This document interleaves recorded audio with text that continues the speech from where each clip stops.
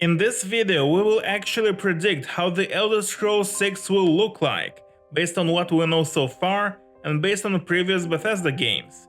Because by looking at the previous games, we can see trends and in which direction Bethesda moves. And yes, we will be looking at Starfield as well.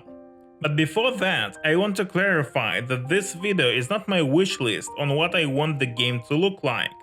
On the contrary, some of these things I don't want to see in the game, but probably they will be present in the game.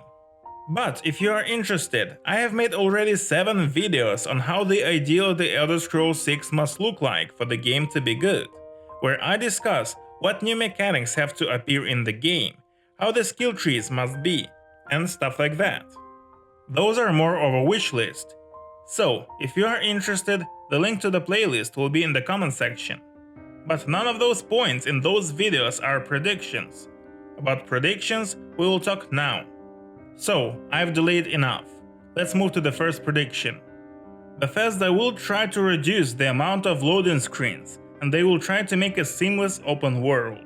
I think that they will not manage to do a complete seamless open world, but I think they will manage to make completely seamless cities. Meaning, there will not be loading screens in cities, and maybe there will even not be loading screens to enter a city. But I think there will be some locations with loading screens, like for example to enter some Dwemer ruins. So, how did I come to this conclusion? Not by pulling it out of my butthole, but by looking at Starfield. And you may say, wait, there are a ton of loading screens in Starfield. Yes, but the intent was to reduce the amount of them. What I mean is that in Starfield, you can enter some buildings without loading screens. For example, you can enter some shops without loading screens, buy what you need and leave without loading screens. And even, if I'm not mistaken, Aquila City in Starfield didn't require loading screens to enter the city. However, that was not the case with all of the shops in the game. To enter some, you still needed loading screens like in Skyrim. But the intent is clear. Bethesda wants to reduce the amount of loading screens. And let's not forget that Test 6 is at least 3 years away from release. So we can speak about new technologies. So we will probably have PlayStation 6, graphics cards like 8090, and cars like 5070 will be considered outdated. We're talking about minimum system requirements like 32GB of RAM. So, in that regard, technological progress will help Bethesda achieve almost no loading screens. And I can already see how Todd Howard will proudly brag about it on interviews and presentations. And by the way, since we already are talking about Bethesda, loading screens, and we have mentioned Starfield, I have made a video called Fixing Starfield in 12 minutes, where among other things, I suggested a way how Bethesda could reduce the amount of loading screens in Starfield by like at least 60%. In general, in the video, I explained what needs to be done to fix the mess that is Starfield. The link to the video will be in the comment section. Number 2. And since we have already had one positive prediction, now let's have one that I think is negative. And I will elaborate on why I think it is negative later. But for now, let's talk about the prediction. Yes, it was theorized by many, and it is almost guaranteed that in Test 6 we'll have piracy, shipbuilding, and we'll be able to hire crew for the ship. And again, this conclusion are derived from Starfield. Where in Starfield, we basically had the same thing. We had shipbuilding, crew hiring, and fighting in space instead of fighting on the sea. And I must say that ideas and mechanics like that are not developed just to hang around. Usually they're put to use, and Bethesda spends a lot of time and resources to make those mechanics work. And I'm almost sure that they're going to implement them in the next test game. For example, in Test for Oblivion we were able to buy houses and buy furniture for them, and the gamers liked it. So Bethesda expanded on this idea, and in the DLC for Test 5 Skyrim we were able to build a house from scratch. It wasn't a very detailed construction and it had a lot of limitations, but again, the gamers liked it. And again, Bethesda expanded on this idea. And finally, in Fallout 4 we were able to build multiple settlements. So now you see how the same idea goes through multiple games and gets expanded on. And not only that, but that idea was getting harder to develop the more complicated and large it got.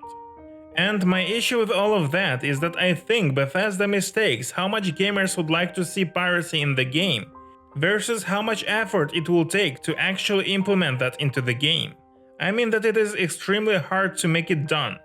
Look at Skull and Bones, Assassin's Creed 4, Sea of Thieves. All these games are basically completely about that exact thing.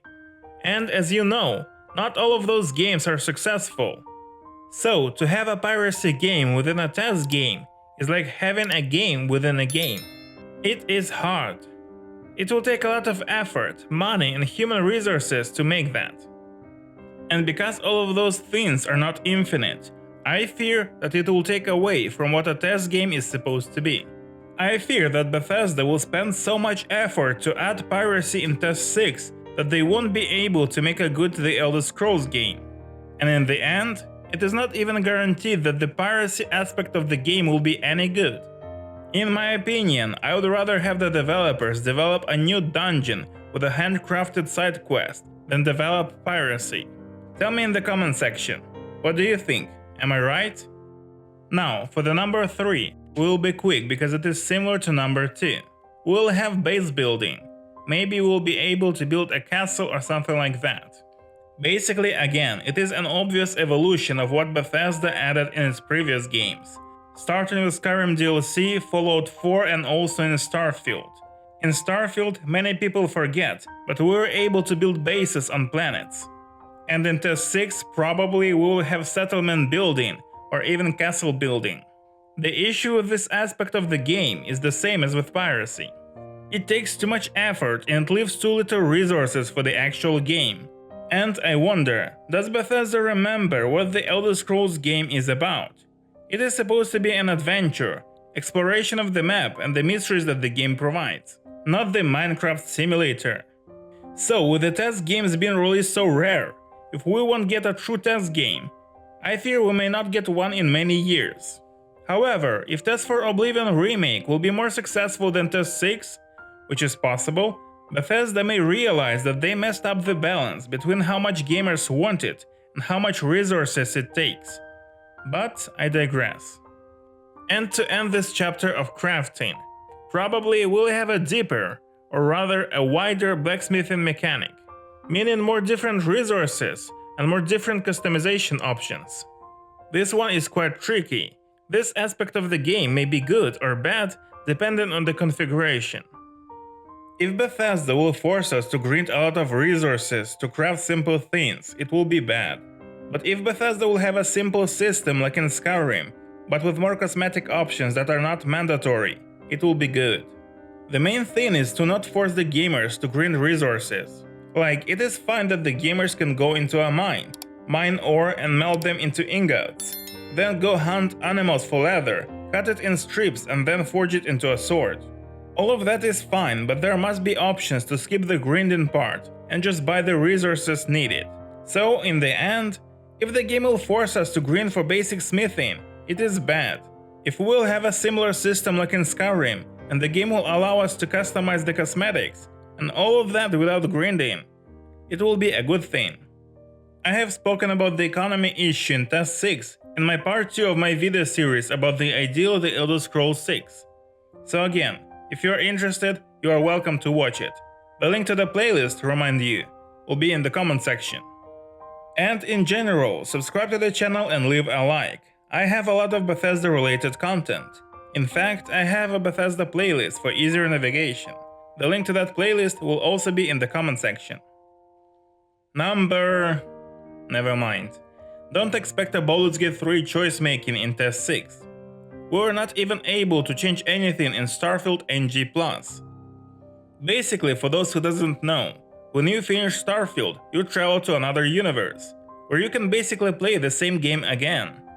It is basically NG+, but the thing is that our character doesn't forget anything. We remember everything, and yet we can't change anything in the plot.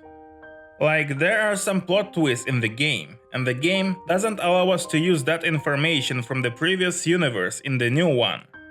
If we didn't have choice making in Starfield, where it would make the most sense, then I wouldn't expect any major choice making in TES 6.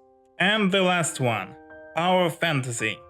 TES 6 will probably be a Power Fantasy, which means we again will be a chosen one, and we probably will have some special powers.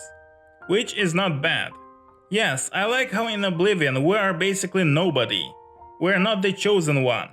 Martin is the chosen one. But Power Fantasy is also pretty cool. I just hope that the fact that we're the chosen one will have more recognition, not just in the main quest like it was in Skyrim. So yes, I think that if done right, Power Fantasy may be a lot of fun. Again, this conclusion I derive from the past Bethesda games, mainly from Skyrim. Skyrim is Bethesda's most popular and profitable game, and the main theme of Skyrim was that you are a Dragonborn. So, to have a Power Fantasy is an obvious decision. And also in TES 3 Morrowind we're also the chosen one, Nerevarine. And kinda, in a way, we're also the chosen one in Starfield. There is no prophecy in Starfield, but we have some special powers. So yes, Bethesda likes this trope, and it is almost guaranteed that TES 6 will be a Power Fantasy. And that's it for today. Don't forget to subscribe to the channel for more videos like this. Leave a like and check out my other videos. For example, a discussion on why Skyrim is still popular, an objective Avowed critique, or my ideal of the Elder Scrolls 6 videos. So there is no reason to not subscribe. See you later.